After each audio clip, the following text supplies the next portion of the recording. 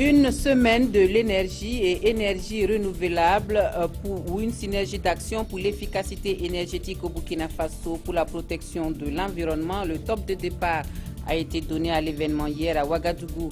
Et puis un Pakistanais à la tête de la mairie de Londres. L'événement ne manque pas d'intérêt. C'est une élection qui n'a pas été exempte de controverses, dira le candidat travailliste vainqueur qui devient le premier musulman à occuper cette fonction dans une capitale occidentale. Sadiq Khan salue un vote d'espoir. C'est le menu de ce journal. Bonjour à tous et bienvenue au 13h15 de la télévision du Burkina. Un excellent appétit à vous qui êtes à table. Et pour ouvrir ce journal, retour sur le voyage du président du Faso en Arabie Saoudite. Les Burkinabés résidant dans le royaume saoudien ont pu échanger avec Rochmar Christian Kaboré lors de son séjour à Riyad. Les préoccupations de nos compatriotes dans ce royaume se résument en des problèmes de passeport, de parcelles, de transfert d'argent et de reconnaissance des diplômes des étudiants. Suivons le compte-rendu de nos envoyés spéciaux Yacouba Gamene et Aboubakar Sagnon. Les Burkinabés d'Arabie Saoudite ont massivement fait le déplacement pour ce premier rendez-vous avec le président du Faso.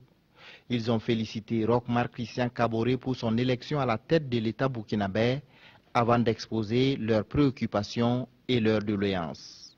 Celles-ci se résument aux lenteurs dans l'établissement des passeports, aux difficultés de transfert des fonds et d'acquisition des parcelles au Burkina Faso, aux difficiles conditions des femmes de ménage burkinabées en Arabie Saoudite et à la non-reconnaissance des diplômes des étudiants formés dans le royaume.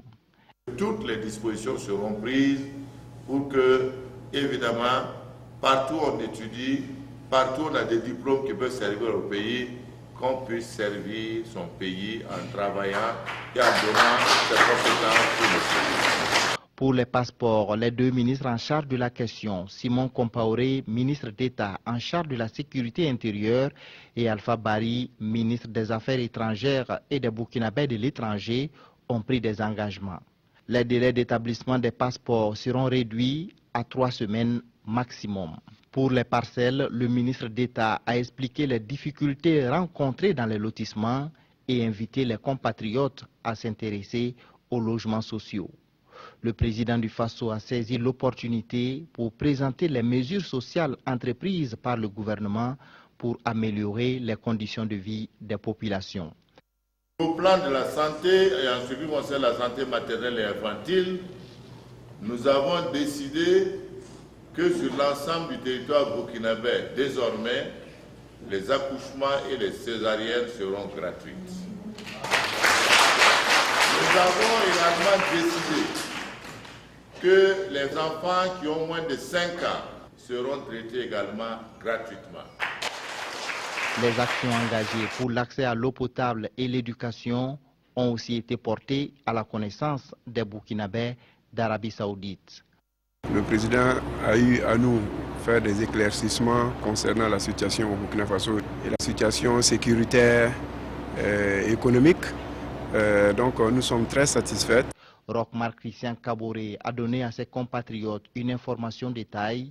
Le vote des Burkinabés de l'étranger sera une réalité en 2020. Et on revient au Burkina Faso pour reparler du grand oral du Premier ministre à la représentation nationale hier. Le discours sur la situation de la nation a été suivi de questions auxquelles le Premier ministre et son gouvernement ont apporté des éclaircissements, santé, économie, justice, éducation. Les préoccupations des députés concernaient tous les domaines et le chef du gouvernement a tenu à apporter des réponses point par point. Nous suivons Maxime Zongo. C'est de façon thématique que le chef du gouvernement, Paul Kabatieba, a abordé les réponses aux questions des députés. Concernant la santé, l'assurance a été donnée qu'il n'y aura pas de rupture de médicaments et que les engagements sur la gratuité des soins seront tenus. Du reste, 20 milliards de francs CFA sont budgétisés dans ce sens. L'État, conscient du déficit des médecins spécialistes, indiquera Paul Kabatieba, a entrepris un recrutement pour des formations appropriées. Interpellé sur les nombreuses préoccupations au niveau de l'éducation, Le chef du gouvernement apportera des éléments de réponse point par point dans les domaines indexés. Concernant la violence en milieu scolaire, l'État pour sa part prendra ses responsabilités, mais il est demandé à chacun de jouer sa partition. S'agissant de l'épineuse question du chevauchement, la situation trouvera une solution avec le renforcement des infrastructures, mais aussi le développement du numérique dans les universités. Des crimes économiques, le gouvernement estime que les procédures étant déjà engagées, il faut attendre le dénouement. Des mandats d'arrêt, Paul Kabatieba d'indiquer que le gouvernement suit avec attention le dossier, mais il ne se mêle pas des questions de justice. Concernant les revendications des GSP, tout comme celles provenant des autres secteurs, le chef du gouvernement estime que le sacrifice est incontournable. S'agissant de la vie chère, le gouvernement se dit également préoccupé et est en train de chercher des voies et des moyens pour atténuer la situation. Des études sont envisagées sur le cas du carburant. Au nombre des préoccupations également des députés, le déficit en eau et particulièrement le cas de la ville de Ouagadougou. Avec Ziga 2, en 2017, la situation connaîtra un dénouement heureux selon le chef du gouvernement.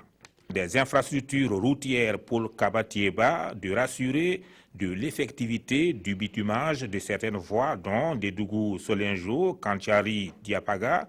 Bref, environ 2000 km de routes sont concernés à court terme. L'agriculture et l'élevage, avec notamment les conflits récurrents, le social, l'énergie, l'orpaillage, le chômage des jeunes, l'accès au crédit par les femmes, et bien d'autres aspects abordés par les députés ont trouvé également des réponses de la part du gouvernement. Les citoyens ont également réagi à cette adresse de Paul Kabatieba à la représentation nationale. Des avis partagés que Nongba Kouda et Yolande Lompo ont recueillis pour nous. Suivons. Il faut toujours donner une prime à une nouvelle gouvernance.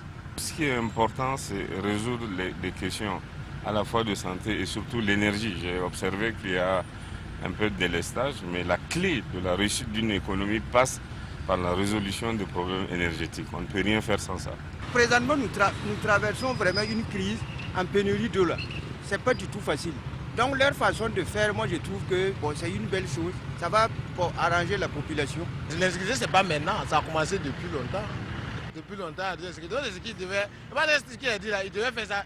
On devait faire ça depuis longtemps au lieu de dire que c'est quand même parce que l'insécurité ça date plus longtemps. Moi je suis à l'hôpital, même quand c'était même pas gratuit, il y avait rupture. Je pense qu'il devait quand même essayer de bien équiper les CSPS et tout avant de dire que c'est gratuit. Il faut des actes concrets. Ce n'est pas les discours qui nous concernent, ce sont les actes. Nous par exemple ressortissants de la TAPA, on reste toujours sur notre soif face à notre problème, qui est la voie Kanchari-Diapara, frontière Bénin. Et ensuite, il y a le pont de Gouteri qui est là. Bientôt, on serait coupé du reste du monde.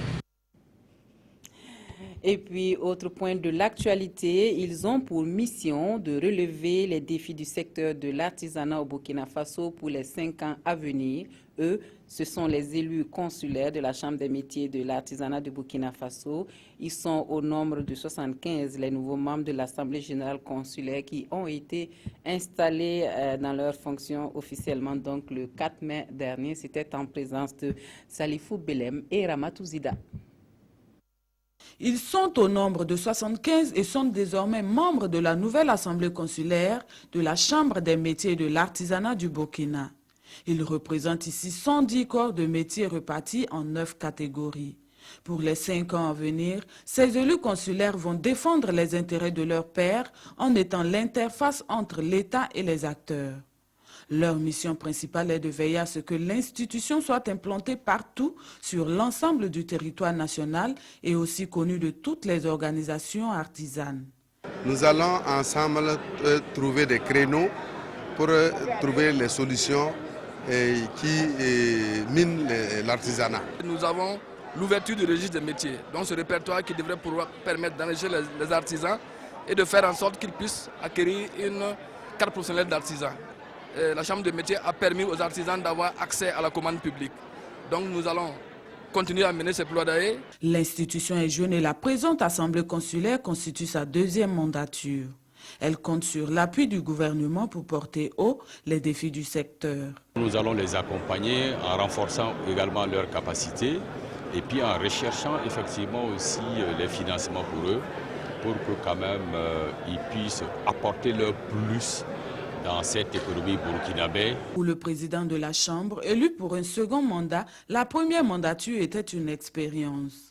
Avec son équipe, il entend préserver les acquis et apporter des solutions aux insuffisances.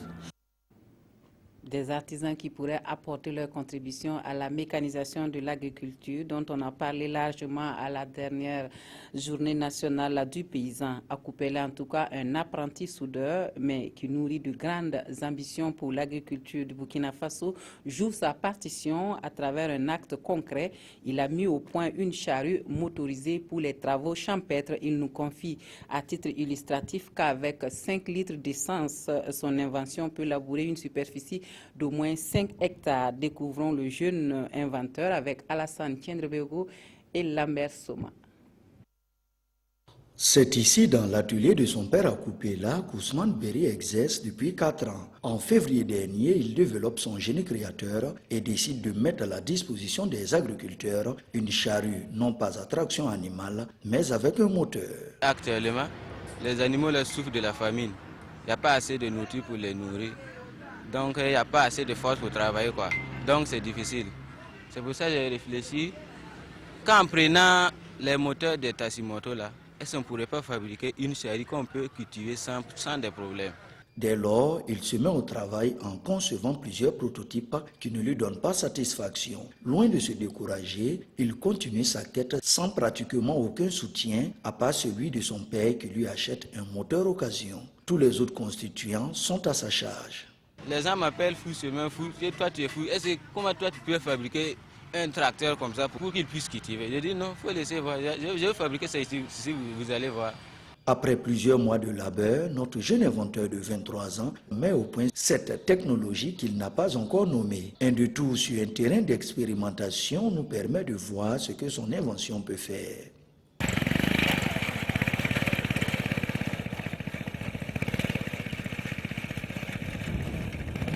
Maintenant qu'il maîtrise complètement la chaîne de production, il lui faut une semaine de travail pour fournir un produit fini. Ce temps pourrait être réduit et il compte faire mieux à condition qu'il reçoive du soutien. Moi je peux fabriquer plus que ça. Même tracteur pour monter et puis cultiver là, moi je peux tout faire. C'est parce que c'est la manque de soutenance seulement. Lors de la dernière journée nationale du paysan qui s'est tenue à Tinkodogo, Ousmane Berry a reçu la somme de 120 000 francs de la part du ministère de l'Agriculture. Au moment où nous bouclions ce reportage, il prenait la direction de Ouagadougou où il a reçu une invitation du ministère. L'obtention d'un brevet pourrait certainement lui permettre de protéger son invention. Retour à Ouagadougou pour parler énergie cette fois avec la semaine de l'énergie et des énergies renouvelables. L'ambition ici, c'est le développement de l'efficacité énergétique et la protection de l'environnement. C'est une initiative conjointe du ministère en charge des mines et des carrières du Salon international des énergies renouvelables. Un exemple de partenariat public-privé pour l'atteinte des objectifs en matière d'offres en énergie au Burkina Faso. Jean Zongo, Ismaël Diloma, Sirima. Production et consommation efficiente de l'énergie. Des sujets au cœur de cette première édition de la Semaine des énergies et énergies renouvelables en Afrique. Un cadre pour mettre en contact différents acteurs du secteur de l'énergie dans le but de porter à 80% la couverture nationale en électricité. Et pour cela, nous avons des projets, des mini-centrales solaires, des projets de grandes centrales solaires et également donc des projets pour pouvoir donc balancer une grande partie de l'éclairage public donc au solaire. À cette semaine des énergies et énergies renouvelables, les réflexions vont se pencher sur les meilleures façons de transporter l'énergie. Il y a des pays où on a des taux de perte de 30 à 40%. Ça veut dire quoi? Ça veut dire que si vous produisez 10 MW pour envoyer à vos consommateurs, en fait c'est seulement 6 MW qui arrivent à vos consommateurs. Les 4 autres MW sont tout simplement perdus parce que votre système n'est pas efficace. Le lancement de cette semaine des énergies et énergies renouvelables en Afrique a servi de cadre pour annoncer l'installation de stations de production de biodiesel ainsi que le renforcement du système de production de biogaz. Et on nous donne rendez-vous le 15 juillet prochain pour le prix responsabilité sociétale des entreprises minières qui sera décerné à l'entreprise minière la plus performante du Burkina Faso. Les dés sont jetés depuis hier pour la deuxième édition de ce prix, dont l'objectif est de valoriser les entreprises minières qui tiennent compte de l'humain et de son environnement dans leur développement. Des précisions avec Jean Zongo et Aruna Maré. Lancé officiellement vendredi 6 mai, le prix responsabilité sociétale de l'entreprise RSE est à sa deuxième édition. Il se veut avant tout un label certifiant que l'entreprise minière lauréate est engagée dans une démarche de responsabilité sociale selon le groupe Redevabilité, initiateur de ce projet. Un groupe composé de 4 organisations de la société civile en partenariat avec l'ONG Diaconia. C'est une distinction donnée par la société civile à une société minière mettant en œuvre de manière très correcte la responsabilité sociale des entreprises, qui est, je crois, un outil très important de contribution au développement national, de contribution des sociétés minières également au développement local. Le prix RSE comporte également des prix spéciaux. Il s'agit du prix spécial droits humains, du prix environnement, du prix développement local et celui des relations et conditions de travail. La compagnie minière Semafo est la première lauréate de ce prix. Pour la Chambre des mines, cette distinction valorise les entreprises minières performantes. Aujourd'hui, il est reproché à certaines sociétés de ne pas faire assez ou de ne pas respecter les engagements. Quand on a un acteur externe comme la société civile qui n'est pas partie, qui contribue à regarder ce que les sociétés minières font, qui les évalue et qui les classe, pour nous c'est très important d'avoir ce label du regard de la société civile et c'est très important pour les membres de la Chambre des mines. Le prix RSE édition 2016 est ouvert à 3 catégories de compagnies minières. Les entreprises minières en exploitation, les mines en construction et celles en exploration.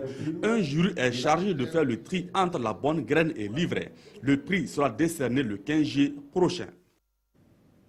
Allons maintenant à Bobo-Dioulasso où les établissements Cheikh Anta Diop semblent avoir du mal à suivre au décès de leur fondateur. Les cours sont suspendus depuis 3 mois pour cause de salaires impayés, ce qui n'est pas pour tranquilliser élèves et parents qui s'inquiètent de l'issue de l'année scolaire, surtout pour les élèves en classe d'examen qui pour le moment essaient de s'organiser comme ils peuvent pour rattraper le retard. Des négociations seraient en cours entre l'administration et le corps enseignant pour sauver l'année. Karim Sissi. Mariam Bazier est élève en classe de 3e au lycée Cheikh Anta Diop 1 de Bobo-Dioulasso. Depuis un certain temps, les cours sont aux arrêts dans son établissement.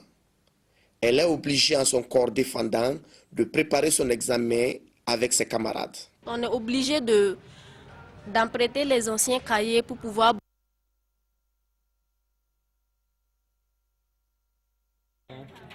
Mariam Bazier est élève en classe de 3e au lycée Cheikh Anta Diop 1 de Bobo-Dioulasso. Depuis un certain temps, les cours sont aux arrêts dans son établissement. Elle est obligée en son corps défendant de préparer son examen avec ses camarades. On est obligé d'emprunter les anciens cahiers pour pouvoir... Voilà quelques soucis avec ce reportage que vous pourrez suivre dans nos prochaines éditions. Nous allons aborder l'actualité hors de chez nous. Pour la première fois, un fils d'immigrés pakistanais musulmans prend les rênes de la mairie de Londres. Sadiq Khan, c'est son nom, a été élu maire de Londres vendredi soir. Une élection remportée haut les mains par le candidat travailliste et qui n'a pas été exempte de controverses. Therefore declare Sadiq Khan to be elected as the new mayor of London. Sadiq Khan a été élu haut la main vendredi soir maire de Londres. Il est le premier musulman à occuper cette fonction dans une capitale occidentale. Il gagne avec 13 points d'avance sur son rival conservateur après avoir subi une campagne de dénigrement, l'accusant de complicité avec des extrémistes. This election Cette élection n'a pas été exempte de controverses, a-t-il déclaré. Et je suis si fier que Londres ait choisi aujourd'hui l'espoir plutôt que la peur, et l'unité plutôt que la division. La peur ne nous rend pas plus sûrs, elle nous rend juste plus faibles. Et la politique de la peur n'est tout simplement pas la bienvenue dans notre ville. Cette victoire est un soulagement pour Jeremy Corbyn, le leader du Parti travailliste depuis septembre dernier, souvent critiqué pour son positionnement trop à gauche. Le Labour a mieux résisté que prévu en Angleterre, mais recule au Pays de Galles et en Écosse, où il est relégué à la 3e place derrière les conservateurs.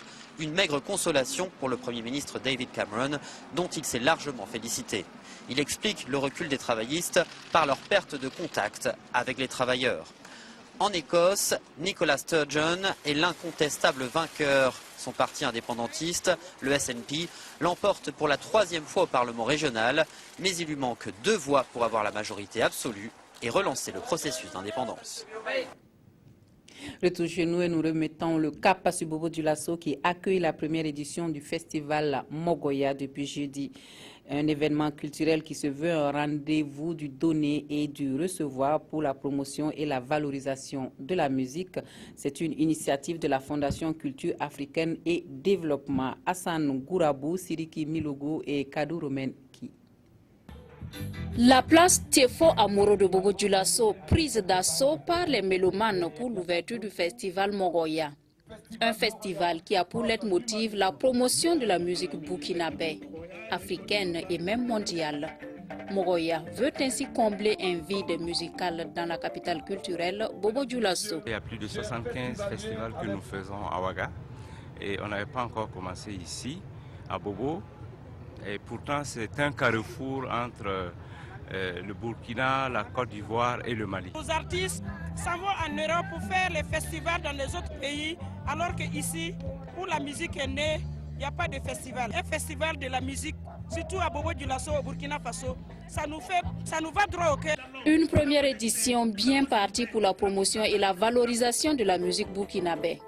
Et au-delà, des vertus telles la paix et la tolérance sont prônées. La promotion de ce qui constitue notre âme, la valeur africaine, la valeur du Faso, la tolérance, l'humanisme, la fraternité, la paix.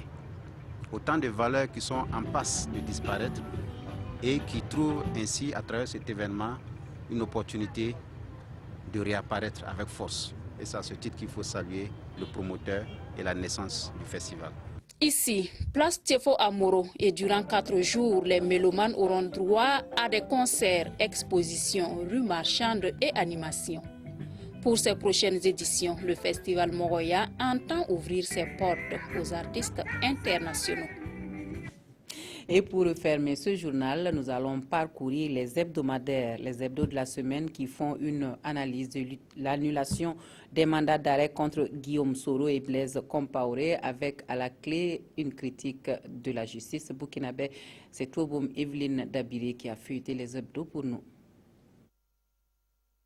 Annulation des mandats d'arrêt contre Guillaume Soro et Blaise Compaoré. L'opinion interroge, la justice burkinabé fait-elle du spectacle ou travaille-t-elle à la manifestation de la vérité dans les dossiers qu'elle gère? Pour ce journal, depuis les douloureux événements des 30 et 31 octobre 2014, les dossiers s'empilent dans les tiroirs, les erreurs avec un point commun à tous, les vices de procédure.